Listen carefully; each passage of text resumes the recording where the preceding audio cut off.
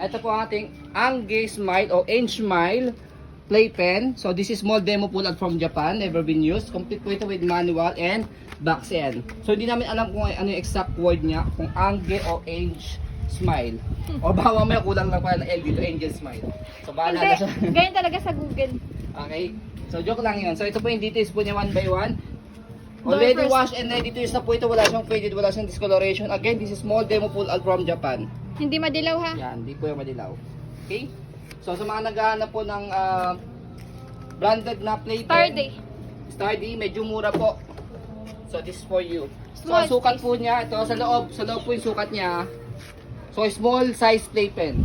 So mga small po yung medyo small yung bahay, saka medyo small yung naghahanap ng playpen. Ito po, recommend namin sa inyo. By centimeter 107 yung haba. By the way, perfect square naman to. Yan. Gusto na eh. So yan, perfect square naman siya. Yung taas. Mas mataas siya compared sa nabibili sa Shopee. Yan. Sturdy po ito. 62 yung taas niya.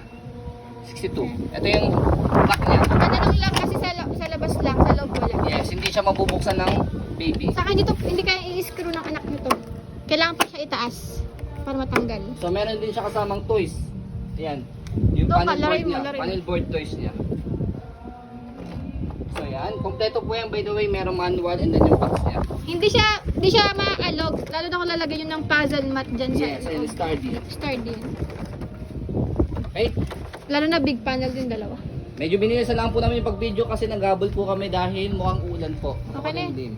So ayan po, as you can see, very details po kami sa aming pong pag-video kasi yung aming shop policy, no refund, no exchange, what you see is what you get. So yun po, maraming salamat. Have a nice day and God bless po. And by the way, kahit in-square lang po namin siya ng assemble pero pwede siyang pa hexagon or pa circle. Ayan. Depende sa puzzle mat. Depende po sa gusto po ninyo setup. So yun po, maraming salamat. Have a nice day and God bless po.